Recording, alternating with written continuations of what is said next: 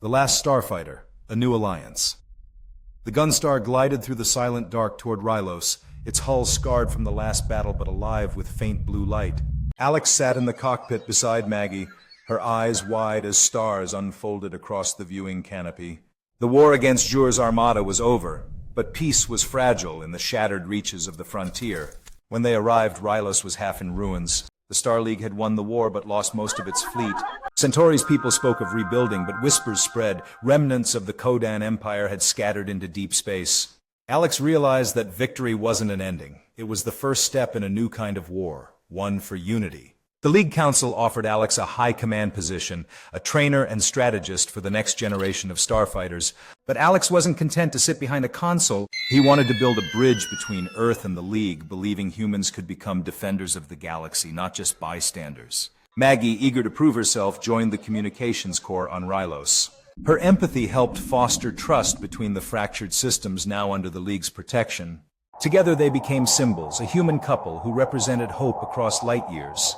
Months later, rumors spread that Jur had survived. Somewhere in the outer systems, he gathered remnants of the Kodan fleet and forged alliances with outlaws and exile species who hated the League's rule. He had changed, no longer a spoiled tyrant, but a fanatic obsessed with vengeance. One night, while Alex and Maggie watched Rylos' twin moons, a coded transmission reached the base, a distress call from a remote outpost destroyed before their eyes. Jur's voice echoed over the comlink, distorted and full of hate. "You took my empire, Starfighter. I'll take your home." Alex knew Earth was no longer safe. Against the Council's hesitation, Alex proposed Earth's inclusion in the League.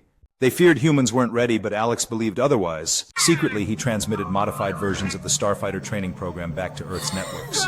New players, unaware of their destiny, began testing themselves in arcades, VR pods, and online games. Maggie called the project the Second Starfighter Initiative.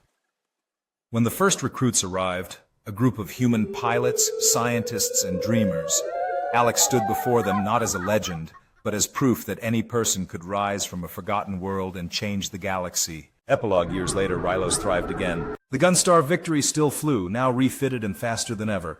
Alex and Maggie lived among the stars, partners in duty and in life, helping to guide a new alliance between Earth and 1,000 worlds. But somewhere beyond the frontier, a dark fleet gathered under a crimson banner. Its commander wore a mask forged from the wreckage of his old flagship. The next war for the stars was about to begin, and humanity was ready.